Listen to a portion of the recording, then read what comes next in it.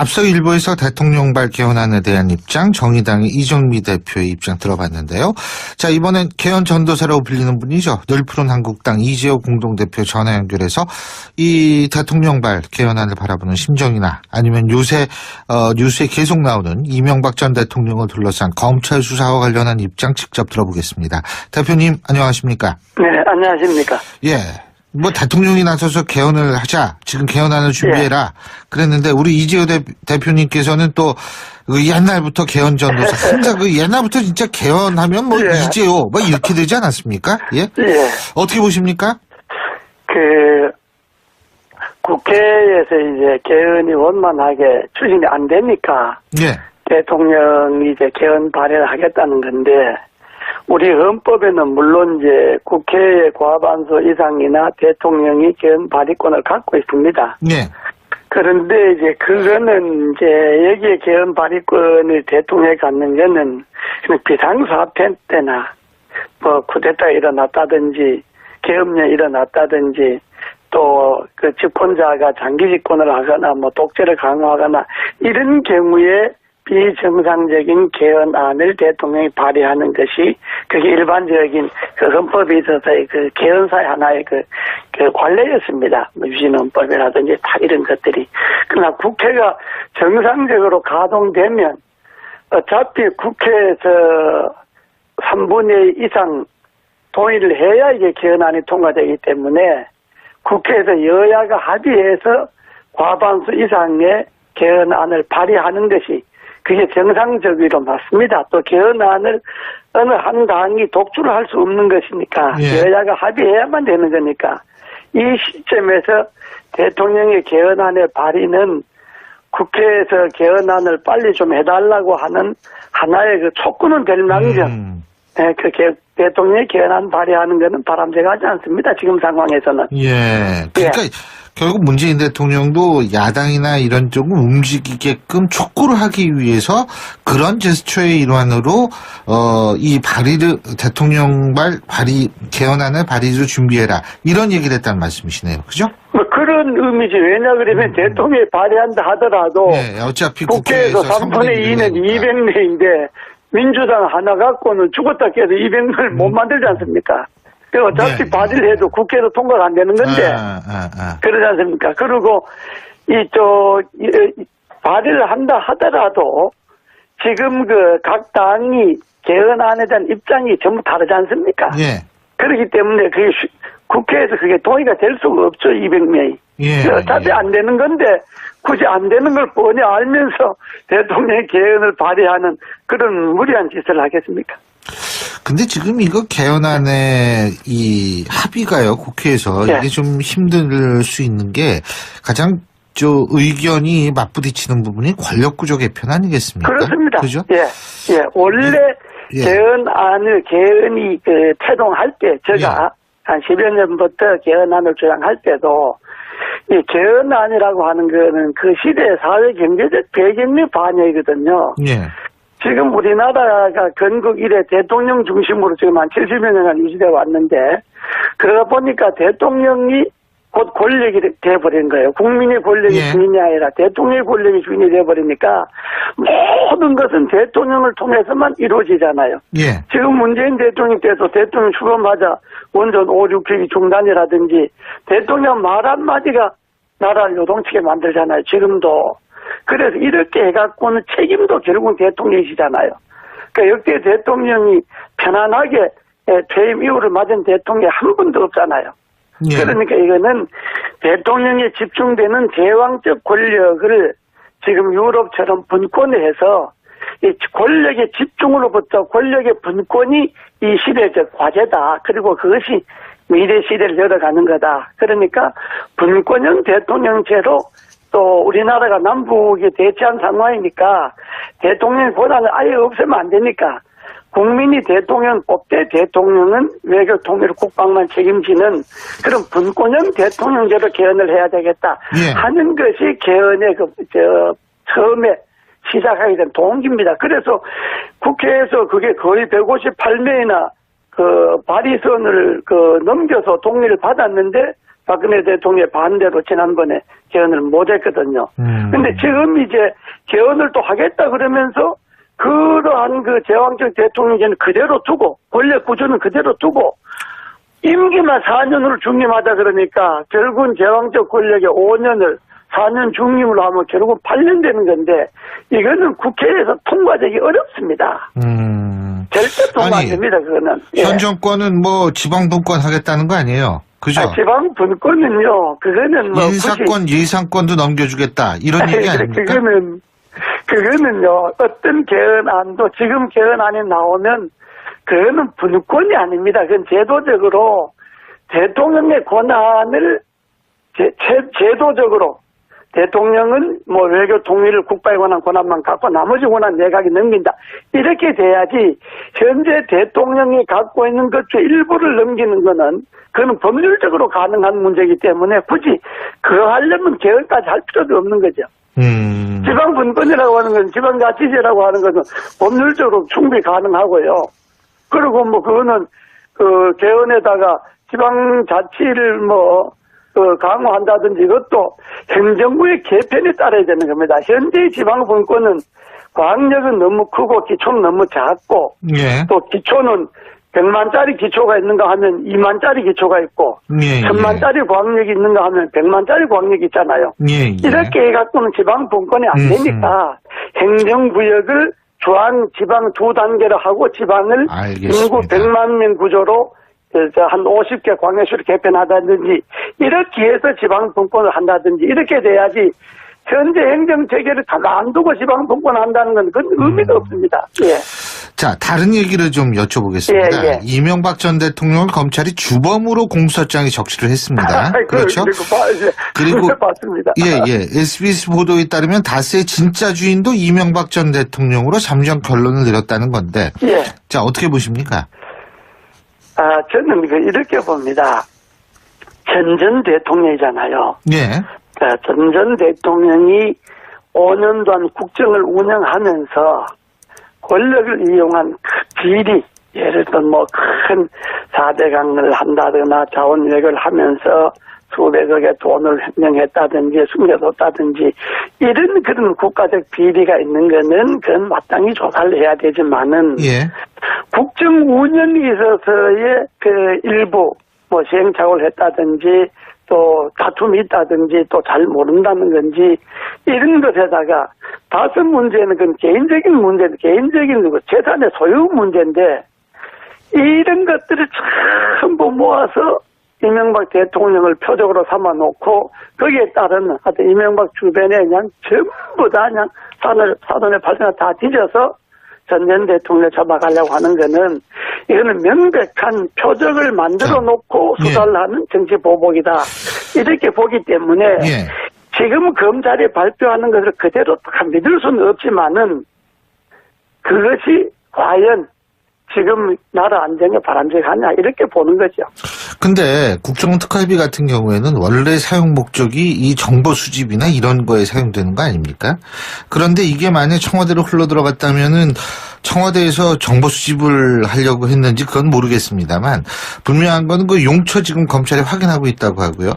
이거를 국정 운영에 있어서의 어떤 그런 방향성이나 이런 문제로 볼 수는 없는 거 아닌가요? 이런 겁니다. 그 국정원 특활비라는 게 그게 뭐 이명박 정부 때만 있었던 게 아니고 그 전에 김대중 대통령 때는 무려 4년 동안 1조 9천억이나 국정원 특활비 있었고 노무현 대통령 때도 3조 600억이나 국정원 특활비 있었는데 그 특활비가 있는 것을 그걸 어떻게 쓰느냐 하는 것은 그야말로 그 특활비 예산의 성격에 따른 겁니다. 다만 지금 말씀하신 대로 특활비를 개인이 이용했다거나 그 특활비를 갖고 무슨 옷을 샀다거나 화장품을 샀다거나 국정 운영에 도움이 안 되는 개인이 사적으로 특활비를 착복했다든지 이건 문제가 되는 거죠.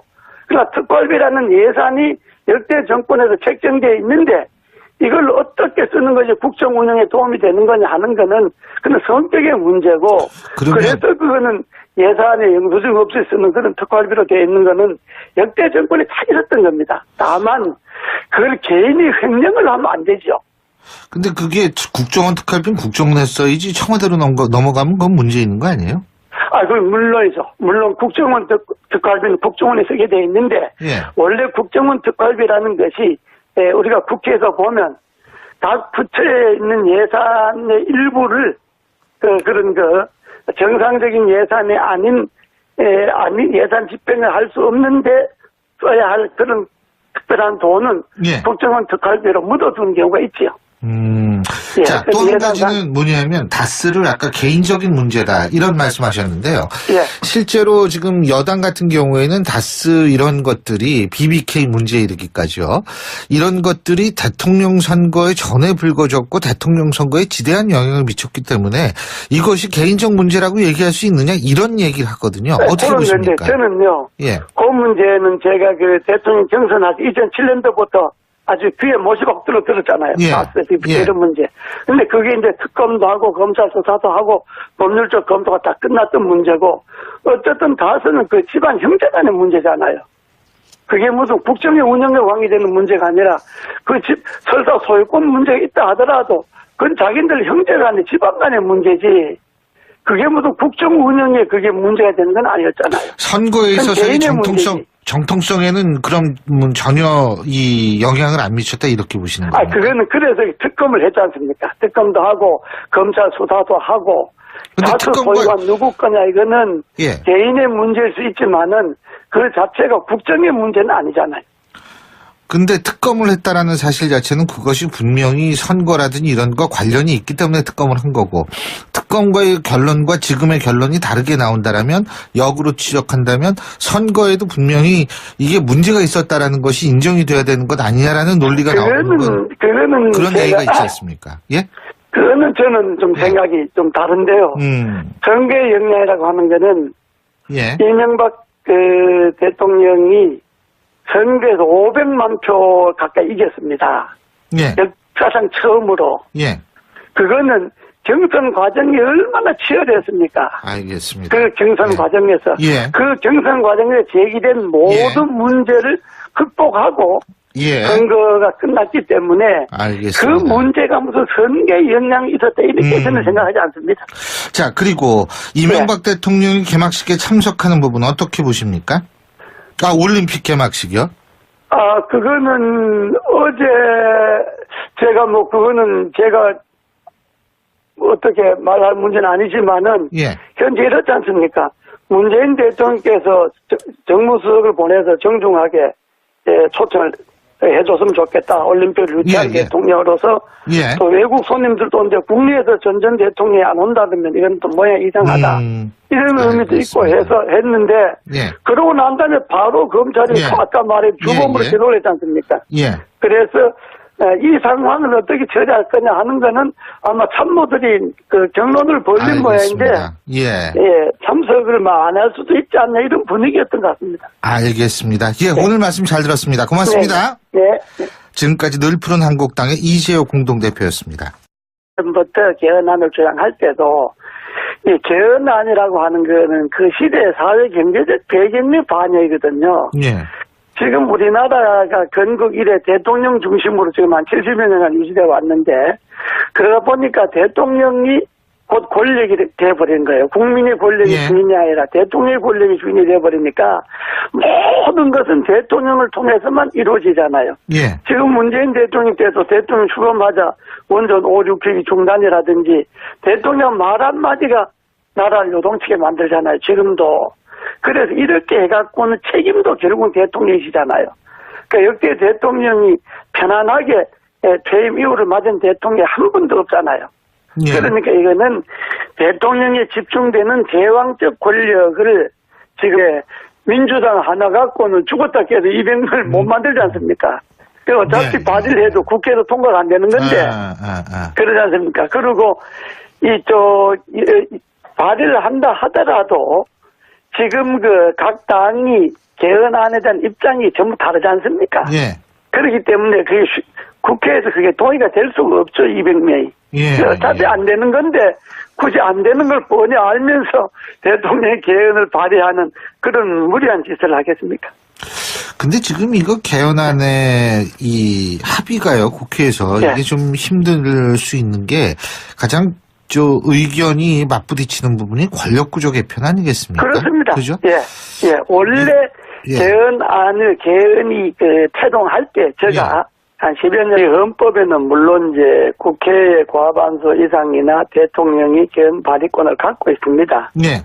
그런데 이제 그거는 이제 여기에 개헌 발의권을 대통령이 갖는 거는 비상사태 때나 뭐 쿠데타가 일어났다든지 계엄령이 일어났다든지 또 그 집권자가 장기 집권을 하거나 뭐 독재를 강화하거나 이런 경우에 비정상적인 개헌안을 대통령이 발의하는 것이 그게 일반적인 그 헌법에 있어서의 그 개헌사의 하나의 그 관례였습니다. 뭐 유신헌법이라든지 다 이런 것들이. 그러나 국회가 정상적으로 가동되면 어차피 국회에서 3분의 2 이상 동의를 해야 이게 개헌안이 통과되기 때문에 국회에서 여야가 앞서 일부에서 대통령발 개헌안에 대한 입장, 정의당의 이정미 대표의 입장 들어봤는데요. 자, 이번엔 개헌 전도사라고 불리는 분이죠. 늘 푸른 한국당 이재호 공동대표 전화 연결해서 이 대통령발 개헌안을 바라보는 심정이나 아니면 요새 뉴스에 계속 나오는 이명박 전 대통령을 둘러싼 검찰 수사와 관련한 입장 직접 들어보겠습니다. 대표님 안녕하십니까? 네, 안녕하십니까? 예. 뭐 대통령이 나서서 개헌을 하자. 지금 개헌안을 준비해라. 그랬는데 우리 이재호 대표님께서는 또 옛날부터 개헌 전도사 항상 옛날부터 진짜 개헌하면 뭐 이재호 뭐 이렇게 되지 않았습니까? 예. 어떻게 보십니까?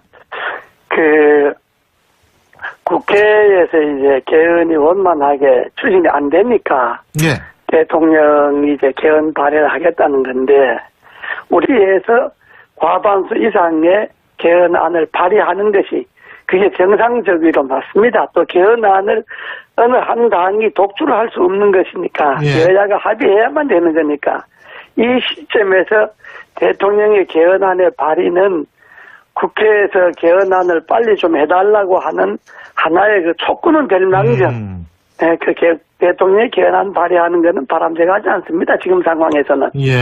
그러니까 결국 문재인 대통령도 야당이나 이런 쪽을 움직이게끔 촉구를 하기 위해서 그런 제스처의 일환으로 이 대통령발 개헌안을 발의로 준비해라 이런 얘기를 했다는 말씀이시네요. 그죠? 뭐 그런 의미지. 왜냐 그러면 대통령이 발의한다 하더라도 어차피 국회에서 3분의 2는 200명인데